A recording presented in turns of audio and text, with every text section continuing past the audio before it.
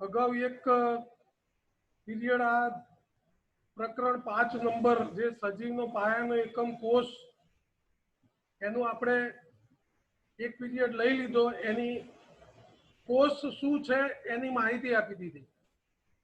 ઘણા બધા વૈજ્ઞાનિકોએ જુદા જુદા મત આપ્યા. એ મત આપણે જોયા છે કે જે વૈજ્ઞાનિકોના આપણે જુદા જુદા મત જોઈ અને એ આગળ એની ચર્ચાને સ્વીકારી. ત્યારબાદ આપણે જે રોબર્ટ હુક નામના વૈજ્ઞાનિકે એને ઓકના વૃક્ષમાંથી એક સૂક્ષ્મદર્શક યંત્ર વડે એક છેદ લઈ અને એ છેદનું નિરીક્ષણ કર્યું. એ છેદનું નિરીક્ષણ કરી અને એને એવું તારવ્યું કે આ એક એમાં કંઈક કોષ રહેલો છે, બરાબર. એની પણ વાત કરી. ત્યાર પછી ડુંગળીનો એક છેદ લીધો અને ડુંગળીના છેદની અંદરના પડમાં સૂક્ષ્મદર્શક યંત્ર વડે એનું એ છેદનું આપણે નિરીક્ષણ કર્યું. એ છેદમાં પણ એવું આપણે જોવા મળ્યું કે જ્યાં જુદા જુદા કોષ દેખાય. આમ તો કોષ એટલે આપણે આગળ ચર્ચા કરી કે સેલ કહેવાય. એને લેટિન ભાષામાં શબ્દ એનો સેલ્યુલા એટલે કે નાનો ઓરડો. સેલ્યુલા એટલે નાનો ઓરડો. એટલે અહીંયા કોષ જે ડુંગળીના કોષો આપણે જોયા કે આ પ્રકારના ડુંગળીના કોષો આપણને એક સૂક્ષ્મદર્શક યંત્રમાં જોવા મળ્યા. એ સૂક્ષ્મદર્શક યંત્રમાંથી જોવા મળતા આ કોષો આ પ્રકારના જોવા મળે છે.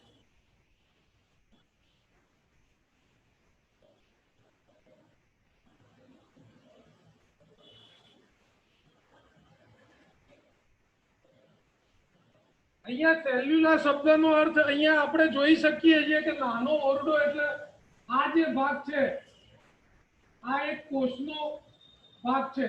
એક કોષ. અહીંયા તો ઘણા બધા કોષ આપણને જોવા મળે છે અને એ કોષની અંદર કોષ કેન્દ્ર છે, બરાબર. અને કોષ કેન્દ્રની આજુબાજુ કોષ રસ છે અને આ જે ચાર દિવાલો છે એને આપણે કોષ રસ પટલ કહીએ છીએ. કોષ રસ પટલ. આ જે ચાર દિવાલો, એટલા માટે એને નાના ઓરડાને સ્વરૂપમાં વૈજ્ઞાનિકોએ સ્વીકાર્યું. ત્યાર પછી જેમ આપણે માટીનું કોઈ પણ મકાન બનાવીએ અને મકાન બનાવતી વખતે સૌથી પહેલી અગત્યની વસ્તુ છે એની ઈંટ. તો ઈંટ ક્યાંથી બને? તો માટીના કણમાંથી બને, બરાબર. માટીના કણમાંથી ઈંટ બને. ઈંટમાંથી આપણે એની દિવાલ બનાવી શકીએ અને દિવાલથી આખો ઓરડો તૈયાર થાય. એવી જ રીતે આ કોષની અંદર પણ આવું જ છે કે સૌથી પહેલા જે કોષ છે એમાંથી પેશી બને. પેશીમાંથી આપણા જુદા જુદા અંગો બને અને જુદા જુદા અંગોમાંથી માનવ શરીર બને.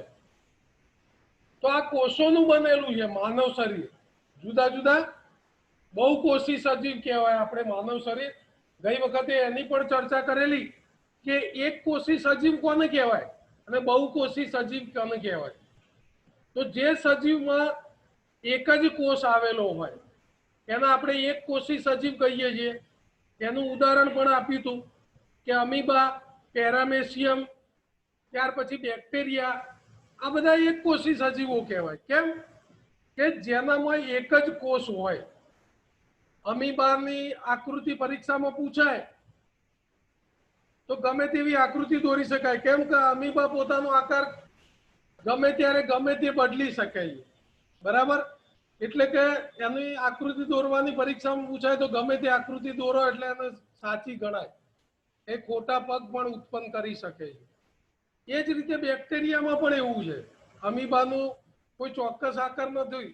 બેક્ટેરિયા અથવા પેરામીશિયમનો ચોક્કસ આકાર પેરામીશિયમનો છે કે આપણા જે પગના ચપ્પલ છે એવો આકાર ધરાવે છે.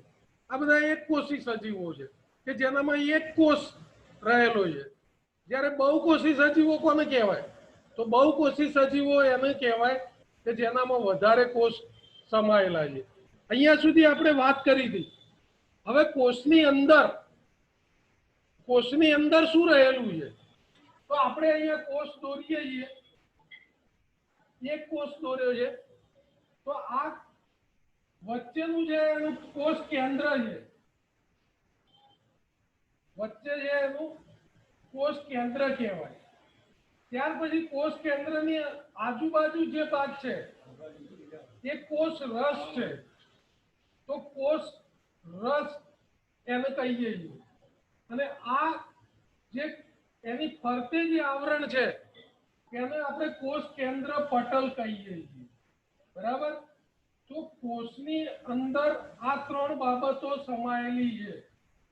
આ ત્રણ બાબતોની આપણે ચર્ચા આજે કરવાની છે કે કોષ કેન્દ્ર શું છે, કોષ રસ શું છે અને કોષ કેન્દ્ર પટલ કોને કહેવાય. એ પહેલા થોડીક વાત કરી લઉં. જે આપણે બહુકોષી સજીવો કીધા એની વાત કરી લઉં કે બહુકોષી સજીવોમાં મનુષ્ય, વનસ્પતિ, પ્રાણીઓ, પક્ષીઓ આ બધા બહુકોષી સજીવો છે. અને મનુષ્યમાં તેમજ બીજા અન્ય પ્રાણીઓમાં એ જુદા જુદા કોષોનું શ્રમ વિભાજન જોવા મળે છે. જો આ શ્રમ વિભાજન શબ્દ ઉપરથી આપણને ઘણું બધું શીખવાનું છે. તો જુદા જુદા આપણા શરીરના જે કઈ અવયવો છે ને એ અવયવો જુદું જુદું કાર્ય કરે છે. બરાબર? મગજ જુદું કાર્ય કરે છે, આપણા હૃદય જુદું જુદું કાર્ય કરે છે. ત્યાર પછી ગાલના કોષો, આપણા ગાલની અંદરનો ભાગ છે એના પણ કોષો છે. ઘણી વખતે ડોક્ટરો વધારે કોઈ વ્યસનો કરતા હોય ને અને કેન્સર જેવા રોગો હોય ત્યારે આ ગાલના કોષોથી એમાંથી ચીપિયા વડે ગાલના કોષો લઈ અને એનું નિરીક્ષણ કરતા એમાંથી ખબર પડે કે કેન્સર જેવો રોગ છે કે કેમ. તો આ ગાલના કોષો એ પણ વસ્તુ છે. ત્યાર પછી શુક્રકોષ છે, સ્નાયુ કોષ છે, રુધિર કોષ છે, ચેતાકોષ છે, અંડકોષ છે, અસ્થિ કોષો છે અને મેદ કોષો છે. આ બધા જ શરીરમાં જુદું જુદું કાર્ય કરે છે. મગજ તો ચેતાકોષ, આપણે ધારો કે કોઈ ગરમ વસ્તુને ટચ કરીએ અથવા ગરમ વસ્તુ પગે ટચ થાય તો તરત જ એનો સંદેશો આપણને મગજ સુધી પહોંચી જાય છે અને તરત જ આપણને એમ સૂચના મળે છે કે ભાઈ અહીંયાથી આપણે પગ અથવા હાથ ઉઠાઈ લેવો પડે. બરાબર? હૃદયનું કાર્ય જુઓ, અવિરત સતત ચાલુ હોય છે. લોહીને શુદ્ધ કરી ડાબુ કર્ણકમાંથી જમણા કર્ણક, ડાબા ક્ષેપકમાંથી જમણા ક્ષેપક, ધમની અને શિરાઓ વાટે આ લોહીનું શુદ્ધિકરણ. એની સાથે પાછું ફેફસામાં ઓક્સિજન જાય એટલે ઓક્સિજન મળે બ્લડને. આ બધું કુદરતી એટલું બધું સરસ શરીરની વ્યવસ્થા થઈ છે કે એ આપણા શરીરમાં શ્રમ વિભાજન તરીકે ઓળખાય છે. મનુષ્યમાં શ્રમ વિભાજન તરીકે ઓળખાય છે કે કેમ કે જુદા જુદા જે અંગો છે એ જુદા જુદા અંગો છે એ જુદું જુદું કાર્ય કરે છે. બરાબર? રુધિરના કોષો છે એ એનું કાર્ય કરતા હોય, ચેતાકોષો એનું કાર્ય કરતા હોય, શુક્રકોષો એનું કાર્ય કરતા હોય. બધાની આકૃતિ હું અહીંયા દોરતો નથી કારણ કે આકૃતિ જો દોરવા જવું તો બધાનો ટાઈમ વધારે થઈ જાય. એટલે ચોપડી લઈને તમે બેસશો ને તો તમને બધા આ જે શ્રમ વિભાજન શેમાં મનુષ્યમાં જોવા મળે એની જુદી જુદી આકૃતિઓ આપણને બતાવી છે. આ એના વિશિષ્ટ કાર્યો છે બધા, એટલા માટે એને શ્રમ વિભાજન કહેવામાં આવે છે. હવે એક પ્રશ્ન એવો થાય કે કોષને સજીવનો પાયાનો એકમ કેમ કહેવામાં આવે છે? બરાબર? તો બધા જ સજીવો કોષોના બનેલા છે. અને કોષને સજીવનો બંધારણીય અને ક્રિયાત્મક એકમ એટલા માટે કહેવામાં આવે છે કે બધા જ જે સજીવો છે એ કોષના બનેલા છે. દરેક જીવિત કોષમાં કોષની વિવિધ ક્રિયાઓ માટે બધી જ વ્યવસ્થા અને તે માટે જુદી જુદી અંગિકાઓ આવેલી છે. ગઈકાલના પીરિયડમાં સાહેબે, દિલીપભાઈ સાહેબે તમને અંગિકાઓ વિશે જો થોડીક માહિતી આપી છે, બરાબર. એ જુદી જુદી અંગિકાઓ કહેવાય. એ જુદી જુદી અંગિકાઓનું કાર્ય જુદું જુદું છે, બરાબર. એ આપણે અહીંયા શીખીએ છીએ. ત્યાર પછી દરેક કોષમાં સજીવના બધા લક્ષણોની અભિવ્યક્તિ માટે જવાબદાર જનીનો હોય. મેં અગાઉના પીરિયડમાં પણ તમને કીધેલું કે આ જનીન એટલે શું? ડીએનએ. ડીએનએ નું આખું નામ શું થાય? તો ડીઓક્સી રિબોન્યુક્લિક એસિડ. આ જનીનો ઉપર આપણું શરીર બંધારણ રહેલું છે. ત્યાર પછી એક જ કોષ આ બધા સજીવોનું નિર્માણ કરે છે. આખા સજીવનું નિર્માણ કરતા હોઈએ. એટલે કોષ વિભાજન થઈ એવા બીજા સજીવો પણ ઉત્પન્ન કરે છે. આથી કોષ સજીવના પાયાનો એકમ કહેવાય. તો કોષને સજીવના પાયાનો એકમ એટલા માટે કહેવામાં આવે છે કે આ બધી જ ક્રિયાઓ એમાં થતી હોય છે. અને એના લીધે જો આ જનીનની વાત થઈ ત્યાર પછી પિતૃ પેઢી, આપણે આપણા મમ્મી પપ્પાને જ આપણો ચહેરો મળતો આવતો હોય, બરાબર. એ ચહેરો મળતો આવતો હોય, ઘણી વખત એવું બાબત હોય કે એનો સ્વભાવ પણ મળતો આવતો હોય. આ બધા સંસ્કારોનું સિંચન આપણા મા બાપ તરફથી પણ થાય અને એના જનીનો પણ આપણામાં આવતા હોઈએ. ઘણી વખત આપણે બ્લડ ગ્રુપ ચેક કરાવીએ તો પણ આપણા ફાધર મધર બંનેમાંથી એકનું હોય. તો એક કોષ છે એવા આ વધારે કોષો ઉત્પન્ન કરવાનું કાર્ય કરે છે. એટલે કે અહીંયા આપણે આ કોષને સજીવનો પાયાનો એકમ એટલા માટે કીધો છે, બરાબર. ત્યાર પછીની વાત કરીએ તો આપણું કોષ રસ પટલ. જો અહીંયા આપણે આ જે આજુબાજુ છે કોષની આજુબાજુ એને કોષ રસ પટલ પણ કહી શકાય, બરાબર. કોષ રસ પટલ. તો આ કોષ રસ પટલનું કાર્ય શું, બરાબર, એ આપણે જાણવાનું છે. તો કોષ રસ પટલ એ કોષ રસનું સૌથી બહારનું આવરણ કહેવાય. સૌથી બહારનું આવરણ કીધું છે આને, કોષની બહારનું આવરણ, બરાબર. પ્રાણી કોષમાં તે સૌથી બહારના સ્તર તરીકે ઓળખાય છે. જો એક અગત્યની બાબત છે કે આપણે બે બાબતો શીખવાની છે, એમાં થોડોક ડિફરન્ટ આવશે. પહેલા આપણે સમજી ગયા કે એક કોષી સજીવો અને બહુકોષી સજીવોનો તફાવત શું છે. હવે આપણે થોડુંક એમાં એ આગળ શીખવાનું છે કે વનસ્પતિ કોષ અને પ્રાણી કોષ, એમાં અંગિકાઓ તમને ગઈકાલે દિલીપભાઈએ થોડીક શીખવાડી આ ચેપ્ટરમાં, બરાબર. એના ઉપરથી થોડુંક હું તમને આગળ પણ શીખવાડું કે વનસ્પતિ કોષમાં જે અંગિકાઓ હોય એ પ્રાણી કોષમાં પણ હોય, પણ ક્યાંક એવું બનતું હોય કે અમુક અંગિકાઓ વનસ્પતિ કોષમાં જ જોવા મળે, અમુક અંગિકાઓ છે એ પ્રાણી કોષમાં જ જોવા મળતી હોય, બરાબર. તો આ બીજો એક મુદ્દો છે ને એ ખાસ અગત્યનો છે કે આ જે કોષ રસ પટલ કહીએ છીએ ને એ કોષ રસ પટલ બંનેમાં હોય, બરાબર. પરંતુ વનસ્પતિ કોષમાં કોષ દિવાલની અંદરની તરફ આવેલું હોય. વનસ્પતિ કોષમાં શું હોય કે એની ઉપર પણ કોષ દિવાલ આવેલી હોય. પ્રાણી કોષમાં તો આપણે કોષ રસ પટલ જોઈ ગયા, પણ વનસ્પતિ કોષમાં કોષ રસ પટલની બહારની બાજુ એક વધારાની કોષ દિવાલ આવેલી હોય, બરાબર. એટલે આ આપણને થોડોક ડિફરન્ટ મળે વનસ્પતિ કોષમાં અને પ્રાણી કોષમાં. એટલે વનસ્પતિ કોષમાં કેવું કહેવાય કે કોષ રસ પટલ જે છે એ કોષ દિવાલની અંદરની સાઈડ હોય, જ્યારે પ્રાણી કોષમાં કેવું હોય કે કોષ રસ પટલ હોય, કોષ દિવાલ હોય નહીં. ત્યાર પછીનો ત્રીજો મુદ્દો, જીવાણુકોષ અને વનસ્પતિ કોષમાં તે કોષ દિવાલની અંદર તરફ આવેલું હોય. હવે એની લાક્ષણિકતાઓ શું? આ કોષ રસ પટલની, તો એ જીવંત હોય પહેલું, બરાબર. પછી એક પાતળી સાઈઝનું હોય, પાતળું. ત્યાર પછી એ સ્થિતિસ્થાપક હોય, નાજુક હોય અને પસંદગીમાન પ્રવેશશીલ પટલ. જો આ એક બહુ સરસ શબ્દ, પસંદગીમાન પ્રવેશશીલ પટલ.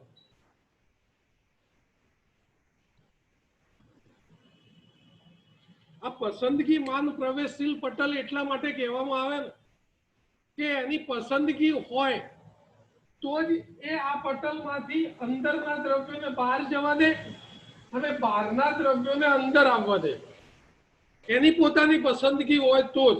એટલા માટે એને પસંદગીમાન પટલ કહેવામાં આવે. બહુ અગત્યની બાબત છે આ. હવે એના પછી આગળ જઈએ એના કાર્યો. તો કોષ રસ પટલનું કાર્ય શું? તો કોષને એના બાહ્ય પર્યાવરણથી અલગ રાખે. બાહ્ય પર્યાવરણ હોય કોષને તો એનાથી એ અલગ રાખે. ત્યાર પછી બીજું છે કોષના અંદરના દ્રવ્યને આવરણ પૂરું પાડે. જો આ કોષ છે, એના અંદરના દ્રવ્યને જે કંઈ આવરણ પૂરું પાડવાનું કામ કરતું હોય તો આ કોષ રસ પટલ કહેવાય. એ કરતું હોય છે. એ પસંદગીમાં એટલા માટે કહેવામાં આવ્યું કે જરૂરી હોય તો જ એ અંદર ઘૂસવા દે અને જરૂર ના હોય એવા દ્રવ્યોને બહાર કાઢવાનું કામ આ કોષ રસ પટલ કરતું હોય છે. એટલા માટે એને પસંદગીમાન પ્રવેશશીલ પટલ કહેવાય. હવે એનું મુખ્ય કાર્ય, બરાબર, તો દ્રવ્યોના નિયમન કરવાનું કે એનું કોષમાં પ્રવેશ થાય અને કોષમાંથી બહાર નીકળતા જે કંઈ દ્રવ્યો છે એ દ્રવ્યોનું નિયમન કરવાનું. ત્યાર પછીનો મુદ્દો છે એના કાર્યમાં આગળ O2 અને CO2. O2 એટલે ઓક્સિજન અને CO2 એટલે કાર્બન ડાયોક્સાઇડ જેવા વાયુઓ પ્રસરણ દ્વારા કલામાંથી પસાર થાય. એટલે કે એને O2 અને CO2 નું જેટલું જરૂરી છે એ જ કલામાંથી પસાર થવા દે. બાકી એટલા માટે પણ એને પસંદગીમાન પ્રવેશશીલ પટલ કહેવામાં આવે. તો અહીંયા આપણે કોષ રસ પટલ કોને કહેવાય? આકૃતિમાં આ જે બહારની સાઈડ છે એને આપણે કોષ રસ પટલ કહીએ છીએ. એને પસંદગીમાન પ્રવેશશીલ પટલ પણ કહીએ છીએ. અંદરના દ્રવ્યો બહાર, બહારના દ્રવ્યોનું અંદર નિયમન કરવાનું કાર્ય કરે છે. આ બધી બાબતો એની સાથે સંકળાયેલી છે. ત્યાર પછી છેલ્લો મુદ્દો એનો એ છે કે પાણીના અણુઓ આશ્રુતિ દ્વારા, જો આ એક શબ્દ નવો આવ્યો પાછો, આશ્રુતિ. આના ઉપર તો આખો પીરિયડ જશે. આશ્રુતિ એટલે શું? તો આશ્રુતિ એટલે એની વ્યાખ્યા એવી આપી શકાય કે કોઈ પણ વધારે સાંદ્રતા ધરાવતું દ્રાવણ હોય અથવા કોઈ પણ બે દ્રાવણ હોય, એક વધારે સાંદ્રતા ધરાવતું દ્રાવણ અને એક ઓછી સાંદ્રતા ધરાવતું દ્રાવણ, એની વચ્ચે અર્ધ પ્રવેશશીલ પટલ મૂકવામાં આવે તો વધારે સાંદ્રતા ધરાવતા દ્રાવણમાંથી ઓછી સાંદ્રતા ધરાવતા દ્રાવણ તરફ પ્રવાહીનું પ્રસરણ થાય. એને આપણે આશ્રુતિ કહેવાય. આશ્રુતિના જુઓ ઉદાહરણ ચોપડીમાં આપેલા હશે. તમે એક મુદ્દો કહી દઉં કે સૂકી દ્રાક્ષ છે, બરાબર. આ સૂકી દ્રાક્ષ ઘરમાં હોય ને તો એ ઘરમાંથી એને એક વાટકીમાં છે ને 4-5 કલાક મૂકી રાખજો પાણીમાં. શું થશે? મીઠા પાણીમાં મૂકી રાખશો એટલે એ સૂકી દ્રાક્ષમાંથી ફૂલીને મોટી થઈ જશે. આ શું થયું? તો આ આશ્રુતિનું ઉદાહરણ છે કે એ મીઠું જળ છે, મીઠું પાણી છે આપણું, એ મીઠા પાણીમાં રાખ્યું એટલે એ બહારની તરફથી અંદર તરફ પ્રસરણ પામ્યું, બરાબર. એટલે અહીંયા આપણે આશ્રુતિની વ્યાખ્યા આપી કે વધારે સાંદ્રતા ધરાવતું દ્રાવણ ઓછી સાંદ્રતા ધરાવતા દ્રાવણ તરફ પ્રસરણ પામે એને આપણે આશ્રુતિ કહીએ છીએ, બરાબર? તો આ એક સૂકી દ્રાક્ષનું ઉદાહરણ તમે ઘરે પણ પ્રયોગ કરી શકો કે એનાથી દ્રાક્ષ કેટલી મોટી થઈ જાય, બરાબર? તો એ અર્ધ પ્રવેશશીલ પટલ દ્વારા એમાં પાણી પ્રવેશ્યું અને પાણી પ્રવેશે એટલે એ આશ્રુતિ દ્વારા એનું મોટું થવું. હવે જો એના કરતા વિરુદ્ધ પ્રક્રિયા પણ છે કે આવી કોઈ લીલી દ્રાક્ષ હોય, હવે એ લીલી દ્રાક્ષને આપણે મીઠું એટલે કે NaCl સોડિયમ ક્લોરાઇડ કહેવાય, આ મીઠાવાળા પાણીમાં પેલી સૂકી દ્રાક્ષને આપણે શેમાં મૂકી હતી? જે આપણે પાણી પીવાનું છે શુદ્ધ પાણી એમાં મૂકી હતી. હવે આ લીલી દ્રાક્ષ છે એને આપણે મીઠું નાખીને પાણી જે પાણીમાં મીઠું નાખીએ અને એવા મીઠાવાળા પાણીમાં જો લીલી દ્રાક્ષ તમે નાખશો તો થોડાક સમય પછી એનું અવલોકન કરશો એટલે તમને એ અવલોકન ઉપરથી ખબર પડશે કે એ દ્રાક્ષનું શું થયું. તો એ પણ અવળી આશ્રુતિ અવળી થાય પ્રોસેસ. કેમ કે અંદરનું પાણી બહારની તરફ આવે એટલે કે દ્રાક્ષ સંકોચાઈ જાય, લીલી દ્રાક્ષ હોય એ સંકોચાઈ જાય. આ રીતનું એક બીજું ઉદાહરણ પણ છે જે આપણે અગાઉ આગળ ચોપડીમાં તમે જોતા રહેજો કે ઈંડું, બરાબર? જે મરઘીનું ઈંડું હોય ને એનો પ્રયોગ એક પણ આપ્યો છે કે એ ઈંડાને જો શુદ્ધ પાણીમાં, શુદ્ધ આપણે જે પીવાનું પાણી છે એનું ઉપરનું કવચ કાઢી લો અને કાઢી લીધા પછી આમ તો એનું ઉપરનું કવચ કાઢવાથી સાંદ્ર HCl માં મૂકો ને એટલે એ ઉપરનું કવચ નીકળી જાય ઓટોમેટિક સાંદ્ર HCl માં, બરાબર? પછી ઈંડાનો અંદરનો ભાગ હોય ને એને જે શુદ્ધ પાણીમાં મૂકવામાં આવે તો શુદ્ધ પાણીમાં ઈંડું ફૂલે. ત્યારે પેલા પાણીમાં મૂકશો, ધારો કે સોડિયમ ક્લોરાઇડ વાળા પાણીમાં, મીઠાવાળા પાણીમાં, તો એ ઈંડું સંકોચાઈ જાય. તો આ બધી ઘટનાઓ છે ને એ આશ્રુતિ દ્વારા નિર્માયેલી છે. કે આશ્રુતિ એટલે મેં તમને વ્યાખ્યા આપી કે વધારે સાંદ્રતા ધરાવતું દ્રાવણ હોય અને ઓછી સાંદ્રતા ધરાવતા દ્રાવણ, આ બંને વચ્ચે અર્ધ પ્રવેશશીલ પટલ આ બંને મૂકી દેવામાં આવે તો વધારે સાંદ્રતા ધરાવતા દ્રાવણ તરફથી ઓછી સાંદ્રતા ધરાવતા દ્રાવણ તરફ જવું અથવા પ્રસરણ થવું એને આપણે આશ્રુતિ કહેવાય. તો મેં તમને આશ્રુતિના આટલા બધા ઉદાહરણ આપ્યા, ચોપડીમાં પણ છે, તમે નજર કરશો એટલે ખબર પડશે કે દ્રાક્ષનું ઉદાહરણ પણ છે, ઈંડાનું પણ ઉદાહરણ છે. આ બધા ઉદાહરણો આશ્રુતિ દ્વારા, જેને આપણે થોડુંક આગળ શીખવાનું છે, હાઇપરટોનિક અને હાઇપોટોનિક દ્રાવણ, એ અગાઉ શનિવારના નેક્સ્ટ પીરિયડમાં હું તમને સમજાવીશ. સમસાંદ્ર દ્રાવણ કોને કહેવાય પહેલા આપણે આ મુદ્દો ખાસ જોઈ લઈએ. કોષ કેન્દ્ર. હવે જો આપણે કોષ રસ પટલ એની વાત કરી, બરાબર ને? હવે આ કોષ કેન્દ્ર વચ્ચેનું એનું કાર્ય શું? તો કોષ કેન્દ્રનું કાર્ય સૌથી પહેલું કે કોષમાં થતી વિવિધ ક્રિયાઓનું નિયમન. કોષમાં થતી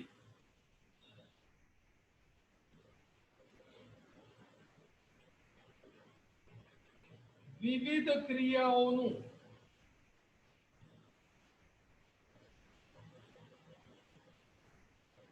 કોષ કેન્દ્રનું કાર્ય શું?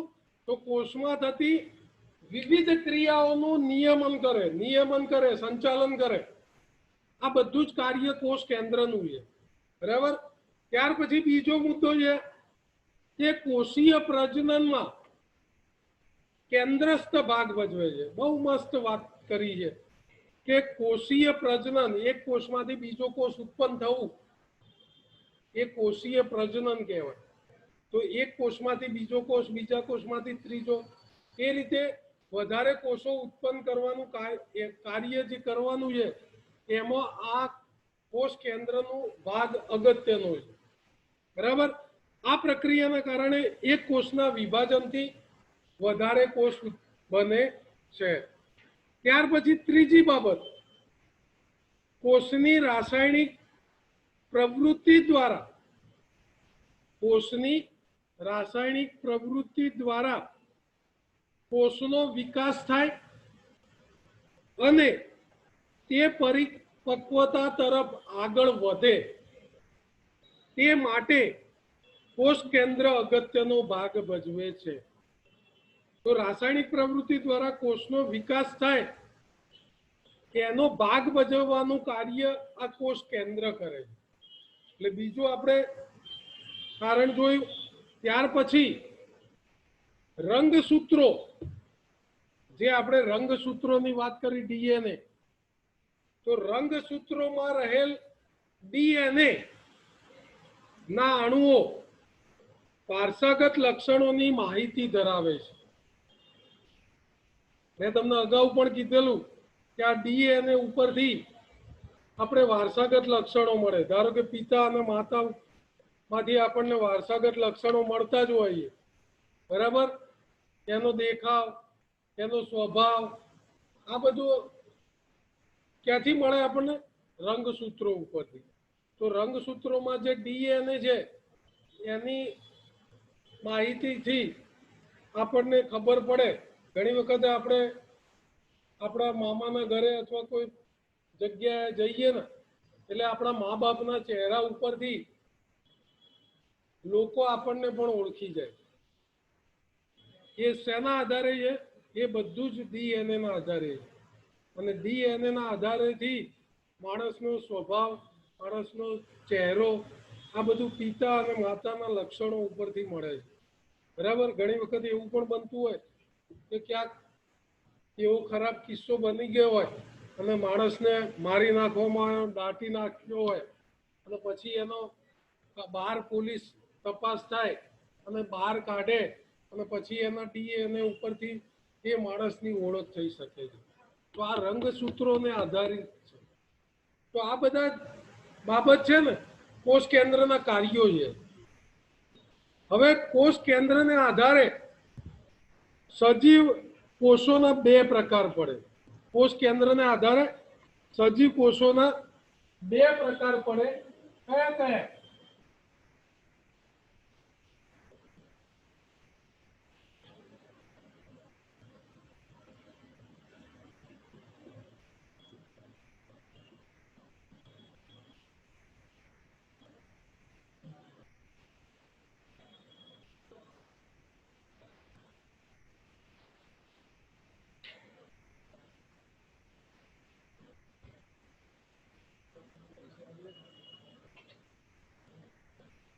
તો બે પ્રકાર કયા કયા છે? તો આદિ કોષ, કેન્દ્રી કોષ।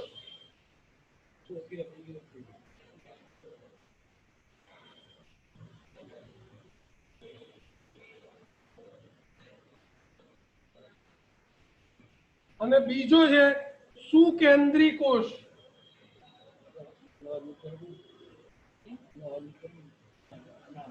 સુકોષ, કેન્દ્રી કોષ।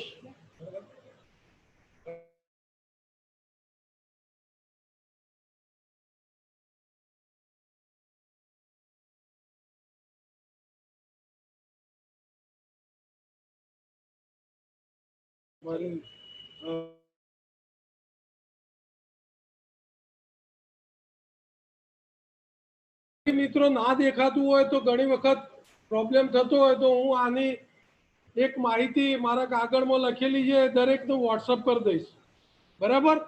એટલે તમે વોટ્સઅપ ઉપરથી બધી જ માહિતી જોઈ શકશો। આમ તો હું બધું લખવાનો પ્રયત્ન નથી કરતો, કારણ કે બધું લખવા જઉં તો વિજ્ઞાનમાં પછી ચર્ચા ઘણી બધી બાકી રહી જાય, બરાબર। એટલે મુખ્ય મુદ્દાને હું ચર્ચા ખાસ કરું છું અને એક ચર્ચાના આધારે તમારે ચોપડી લઈને બેસશો ને તો વધારે ખબર જલ્દી પડી જશે, કારણ કે ચોપડીમાં આ બધા ઉદાહરણો આપેલા હોય, પ્રવૃત્તિઓ આપેલી હોય અને એ પ્રવૃત્તિઓ આપેલી હોય એટલે હું અહીંયાથી તમને ટૂંકમાં કહું, તમને 2 પત્તામાં એક પ્રવૃત્તિ આપેલી હોય તો એ તમને વાંચતા અને એમાં ખબર નહીં પડે કે આ શેનું ઉદાહરણ છે, શું કહેવા માંગે છે, આશ્રુતિ એટલે શું. તો મેં તમને એક નોટ્સમાં એક કાગળમાં સરસ માહિતી દરેક વિદ્યાર્થીને મોકલી દઈશ, જેથી કરીને તમે ચોપડી નહીં વાંચો ને અને આની ખાલી તૈયારી કરશો ને તો એ ખબર પડી જશે કે આ જે આપણો 5મું ચેપ્ટર છે એમાં શું કહેવા માંગે છે. દરેક ધારો કે કોષ કેન્દ્ર છે, કોષ રસ પટલ છે, ત્યાર પછી કોષ રસ છે, આના કાર્યો શું છે, આની લાક્ષણિકતાઓ શું છે, આ બધી માહિતી છે એ હું તમને વોટ્સઅપ કરી દઈશ. બરાબર. તો આ અહીંયા જો સજીવ કોષ કેન્દ્રના આધારે સજીવ કોષના 2 પ્રકાર પાડવામાં આવ્યા છે. એમાં આદિકોષ કેન્દ્રી કોષ અને સુકોષ કેન્દ્રી કોષ, આ 2 પ્રકાર પડે છે. એટલે કે આ 2 પ્રકારથી જાણી શકાય કોષ રસ, કોષ કેન્દ્ર વિશે. તો સૌથી પહેલા હું તમને આદિકોષ કેન્દ્રી કોષ વિશે થોડીક માહિતી આપું, એક માહિતી આપતો જઈશ એટલે તમે ચોપડીમાં જરા જોતા રહેજો કે આદિકોષ કેન્દ્રી કોષ કોને કહેવાય. જેવી રીતે આપણે આગળ જોયું કે એક કોષી સજીવો અને બહુકોષી સજીવો, બરાબર, એને અનુલક્ષીને જ છે એક કોષી સજીવો અને બહુકોષી સજીવો. તો આદિકોષ કેન્દ્રી કોષમાં સૌથી પહેલો અગત્યનો મુદ્દો એ છે કે કોષ કેન્દ્ર પટલની ગેરહાજરી. બરાબર. ગેરહાજરીને કારણે કોષોનો કેન્દ્રીય પ્રદેશ ઓછો વિકાસ પામેલો હોય. તો આ બહુ મહત્વનો મુદ્દો છે. કોષ કેન્દ્ર પટલ મેં તમને અગાઉ પણ સમજાયેલું કે આ જે બહારનું આવરણ છે એને આપણે કોષ કેન્દ્ર પટલ કહીએ છીએ. આ બહારનું આવરણ છે, બરાબર. એ એક કોષી સજીવોમાં જોવા મળતું નથી અને હોય તો એકદમ નહિવત ક્યાંક જોવા મળે, એટલે કે ગેરહાજરી કહેવાય. તો કોષ કેન્દ્ર પટલની ગેરહાજરી હોય તો એ વિકાસ ઓછો થાય. બરાબર. કોષોનો વિકાસ થવો જોઈએ એટલો થાય નહીં. જ્યારે પેલામાં જુઓ શું કે કોષ કેન્દ્રી કોષ, તો સુકોષ કેન્દ્રી કોષમાં કોષ કેન્દ્ર પટલ હોય એટલા માટે એનો વિકાસ જે થવો જોઈએ એનો કરતા પણ સારો થાય. બરાબર. મેં તમને કીધું ને કે કોષ કેન્દ્ર પટલનું કાર્ય શું, તો અંદરના દ્રવ્યો ને જરૂર હોય તો જ એને અંદર લાવે, બહારના દ્રવ્યોને જરૂર હોય તો અંદર લાવે, અંદરના દ્રવ્યો ના જરૂરી હોય એવા અમને બહાર કાઢી નાખે. એનું કાર્ય આ કોષ કેન્દ્ર પટલનું છે. એટલા માટે કોષ કેન્દ્ર પટલની હાજરી હોય. આમાં શું કોષ કેન્દ્રમાં કોષ કેન્દ્ર પટલની હાજરી હોય. જ્યારે આદિકોષ કેન્દ્રી કોષ છે એમાં કોષ કેન્દ્ર પટલની હાજરી હોતી નથી. એટલે અહીંયા જે કોષનો વિકાસ થવો જોઈએ અહીંયા ઓછો થાય. જ્યારે સુકોષ કેન્દ્રી કોષ છે એમાં કોષ કેન્દ્ર પટલની હાજરી હોય એટલે એનો વિકાસ વધારે થાય, વિકસિત થાય. બરાબર. સૌથી અગત્યનો પહેલો મુદ્દો છે. ત્યાર પછી આમાં બીજી વાત કે એમાં પ્રાથમિક કોષ કેન્દ્ર હોય. બીજો મુદ્દો પ્રાથમિક કોષ કેન્દ્ર.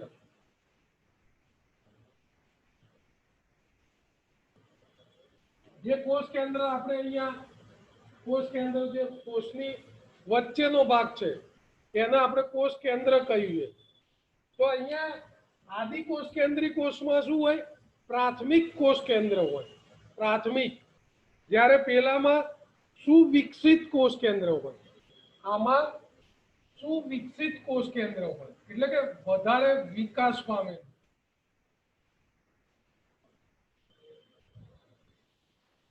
સુવિકસિત, સારું વિકાસ પામેલું. એટલે આ બીજો મુદ્દો પણ બહુ અગત્યનો છે કે કોષ કેન્દ્ર પટલ આમાં પ્રાથમિક કક્ષાનું હોય, આમાં વિકસિત હોય, આમાં પ્રાથમિક કોષ કેન્દ્ર હોય, આમાં સુવિકસિત કોષ કેન્દ્ર હોય. ત્યાર પછી ત્રીજો મુદ્દો, તેમાં અવિકસિત કોષ કેન્દ્રીય પ્રદેશમાં માત્ર ન્યુક્લિક એસિડ ધરાવે છે. અવિકસિત કોષ કેન્દ્ર હોય, બરાબર ને?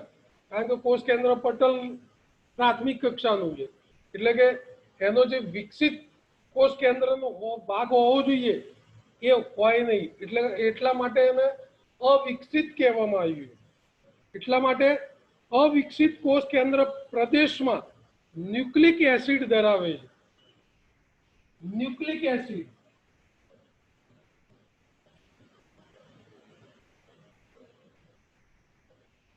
ધરાવે છે અને એટલા માટે એને ન્યુક્લિયોઇડ કહેવાય. ન્યુક્લિયોઇડ.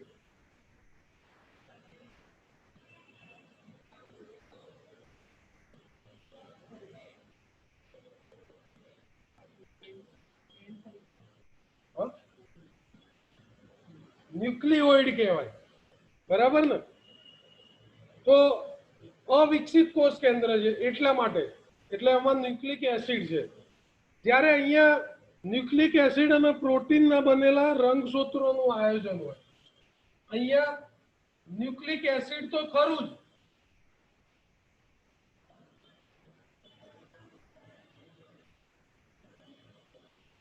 વત્તા પ્રોટીન, એનું બનેલું રંગસૂત્રોનું આયોજન હોય. આ ત્રણ મુદ્દા થયા. ચોથો મુદ્દો છે તેમાં કોષ કેન્દ્ર પટલ અને પટલીય કોષીય અંગિકાઓની પણ ગેરહાજરી હોય. જો આપણે પહેલો મુદ્દો જોયો, કોષ કેન્દ્ર પટલ હોય નહીં, પ્રાથમિક કક્ષાનું હોય, બરાબર? તો કોષ કેન્દ્ર પટલ અને પટલીય કોષીય અંગિકાઓ, કોષ કેન્દ્ર પટલ જ ના હોય, પ્રાથમિક કક્ષાનું હોય, એટલે એની અંગિકાઓ પણ ગેરહાજરી હોય.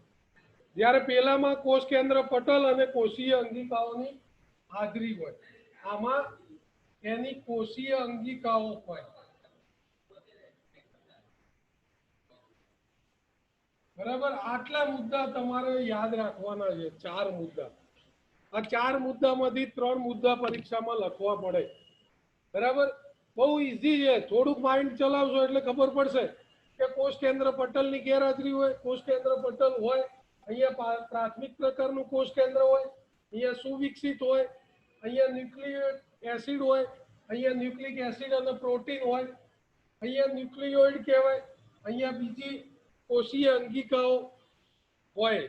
મેં તમને અગાઉ પણ કીધું હતું, અને આગળના પીરિયડમાં ગઈકાલે તમે દિલીપભાઈ સાહેબને તમને કોષીય અંગિકાઓ એ વિશે થોડુંક શીખવાડી દીધું છે કે 6 પ્રકારની કોષીય અંગિકાઓ છે.